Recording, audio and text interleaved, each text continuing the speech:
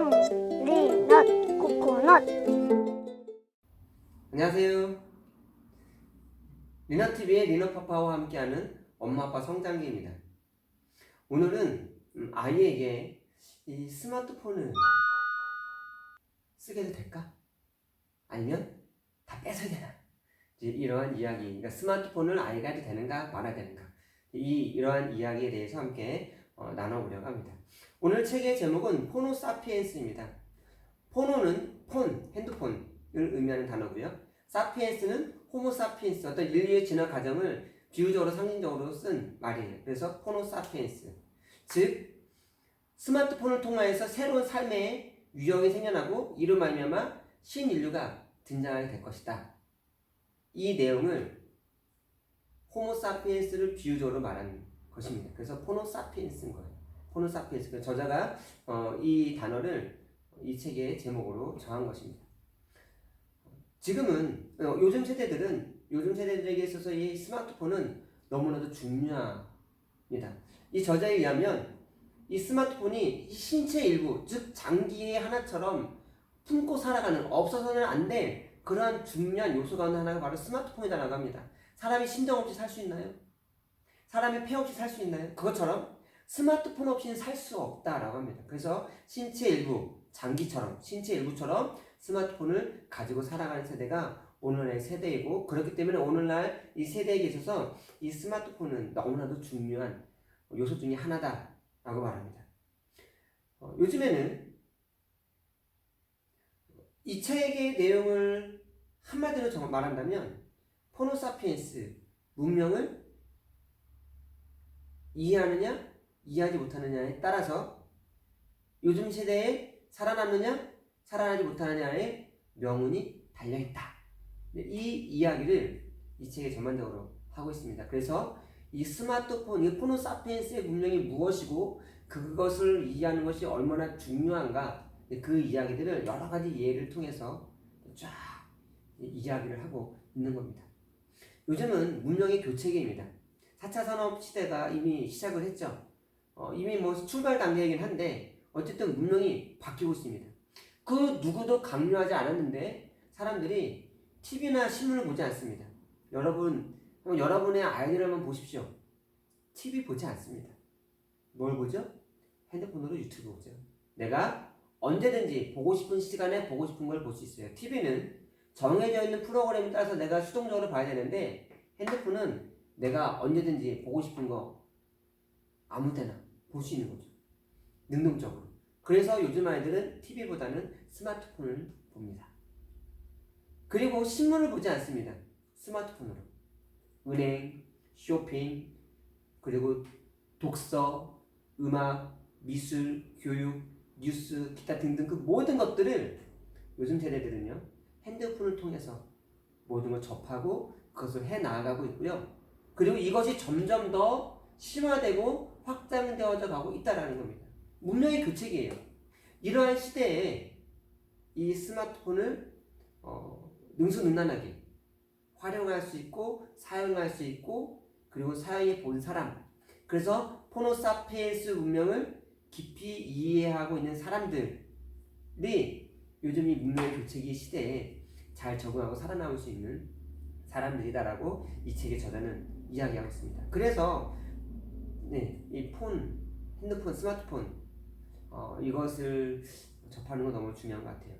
이 포노사피엔스의 핸드폰 사용별 레벨이 있어요.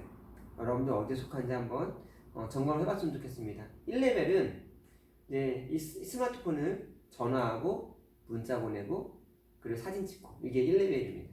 포노사피엔스 문명의 핸드폰 사용 정도 1레벨.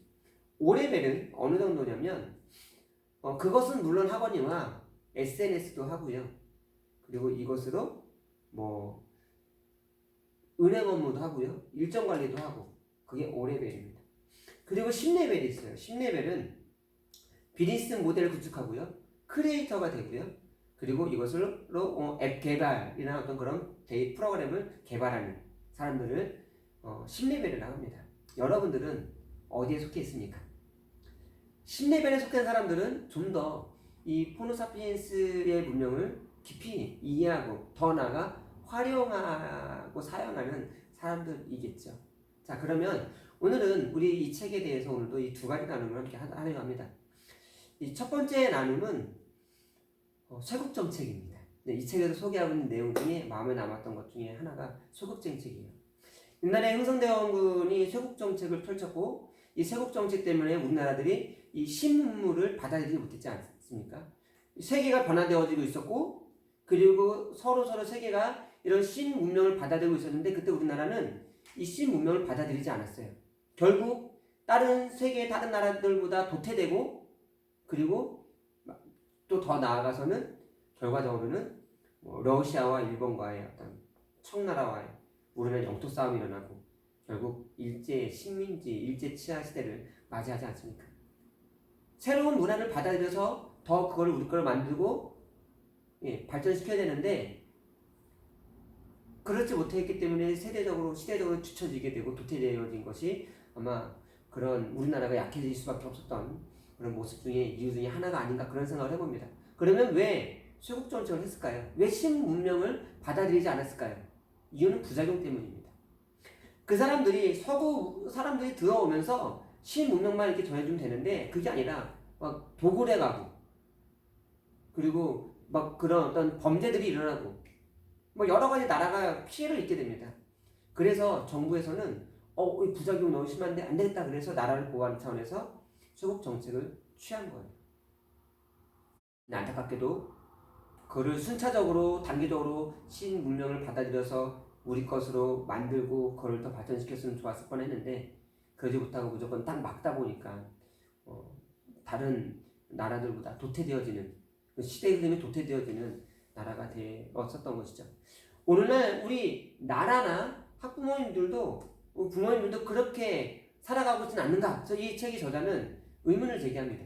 왜냐하면 물론 스마트폰은 부작용이 있어요. 중독. 제일 큰 부작용이 중독이고 우리가 딱 보면 뭐 열심히 공부하고 열심히 운동하고 열심히 밥 먹고 뭐 열심히 뭘 해야 되는데 그냥 맨날 게임만 하는 거예요. 스마트폰 갖고. 그 모습을 차마 받을 수가 없는 겁니다. 게임 중독. 그리고 이렇게 집중력 떨어지고 눈 나빠지고 온통 공부는 안 하고 시간은 허비하고 그래서 핸드폰을 뺏는 겁니다. 이런 부작용들이 있어요. 분명히 부작용이 있습니다. 왜 우리 옛날에 카트라이더라는 게임이 컴퓨터 게임이 있었죠. 카트라이더라는 게임 한참 할 때 우리나라 그때가 한참 이 게임 업계가 부상하고 세계적으로 진출을 하는 그런 단계에 있었던 시대입니다. 근데 그때 정부에서 뭐 했습니까? 게임 산업을 규제했죠. 그러면서 그 게임 업체들이 다 망합니다.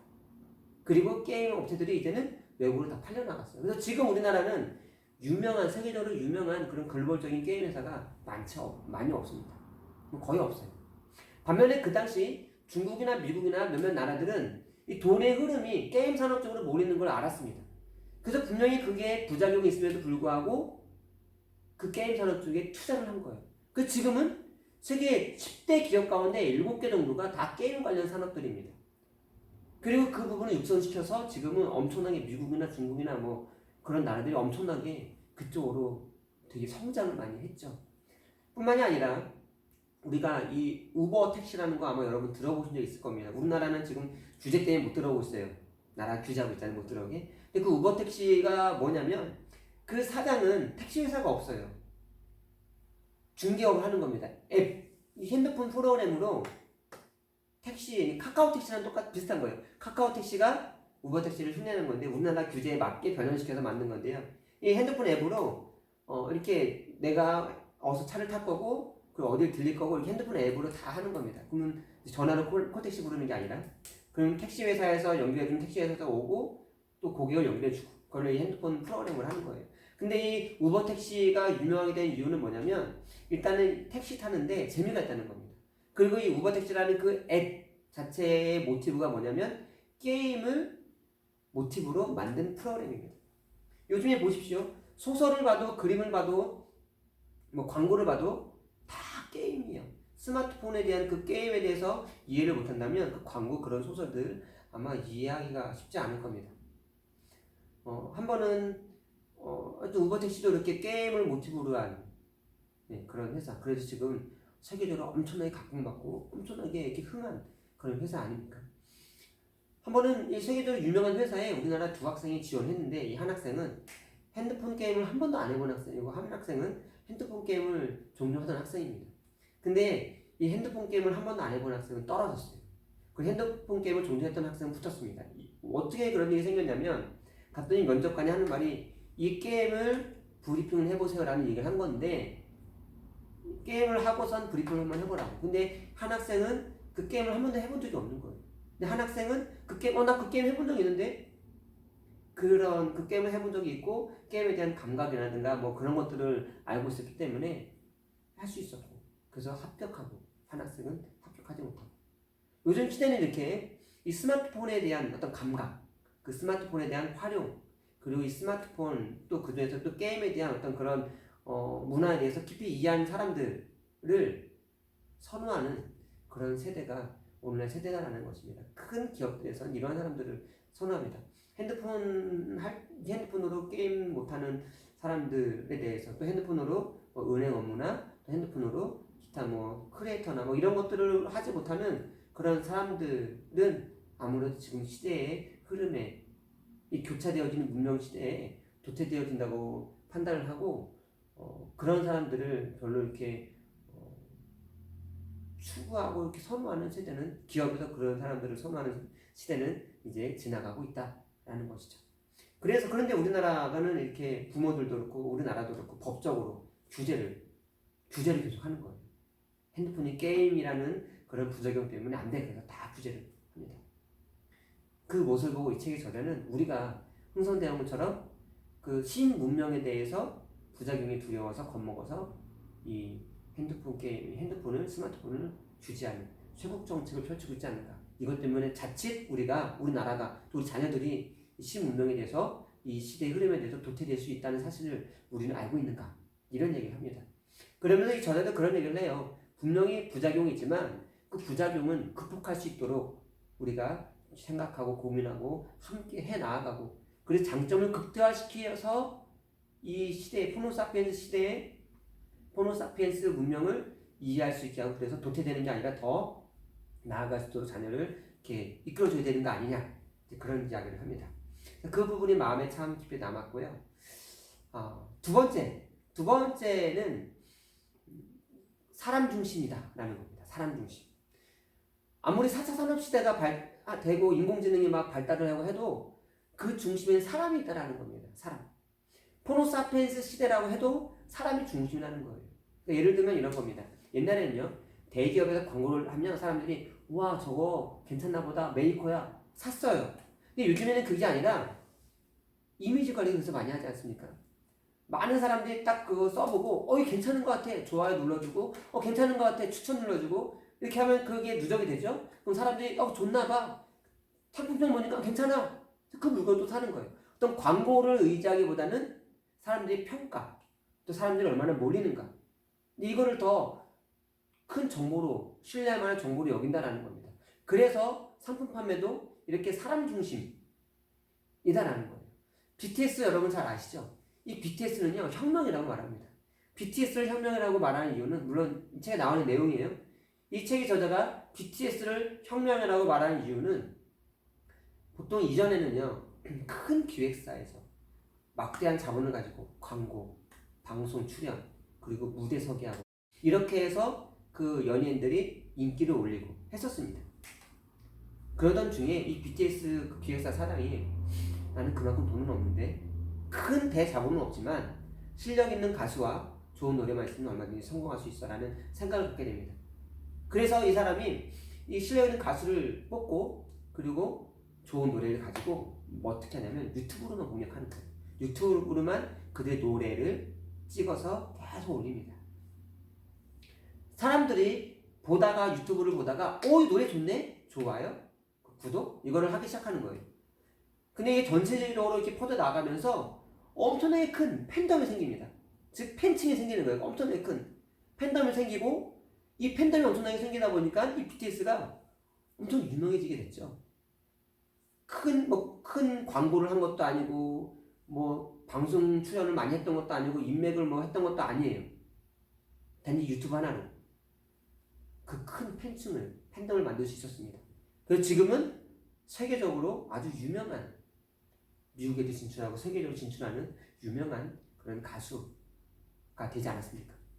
한 번은 이 BTS에 대해서 그 안티하는 세력들이 있었어요. 그래서 막 비방하는 글을 막 하고 했는데 이게 오래 못 가고 싹 잠잠해졌습니다. 이유가 뭐냐면 그 팬덤이, 팬층들이 그런 악플들 보고 가가지고 막 다 막아버린 거예요.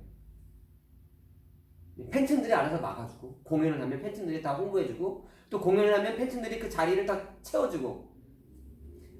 요즘에 이렇게 팬덤을 구축할 수 있느냐 없느냐에 따라서 성공할 수 있느냐 없느냐에 운명에 달려있다, 그 기로가 달려있다라고 말을 합니다. 그만큼 팬덤 구축하는 게 중요한데, 이 팬덤 구축하기 위해서는 사람의 중심이라는 거예요. 내가 그냥 막 하대하고 갑질하고 그리고 막 이렇게 화내고 싸우고 이러면 그 사람이 좋은 팬층을 만들 수가 없겠죠. 그 사람이 팬들이 떠나겠죠. 그래서 아무리 4차 산업시대가 되고 호모사피엔스 시대가 되고 아무리 문명이 교체기를 할지라도 그 중심에는 사람이다. 그래서 인성이 중요하게 여겨지고 있다라는 이야기를 합니다. 요즘에는 아이들의 인성교육보다는 성적에 좀 더 많이, 돈 많이 버는 직장에 좀 더 많이, 친구와 우정과 의리보다는 뭐 이런 것들을 더 선호하지 않습니까? 좀 씁쓸하긴 한데요. 근데 여러분 자녀들을 이 사람 중심의 사람으로 양육한다면, 그제 팬덤을 구축하는 아이로 만든다면, 그러면 그 아이가 이 포노사피엔스 시대 또는 지금 이 신문명 세대에 정말 살아남고 더 나아가서 정말 훌륭하게 성장하는 또 글로벌적인 사람이 되지 않을까, 그런 생각을 저도 해봤습니다. 그래서 제가 이 포노사피엔스 책을 보면서 이 두 가지를 마음속에 남게 되었고요. 다음에는 저희가 그 책을 나누려고 합니다. 이제부터 진짜 부부. 예.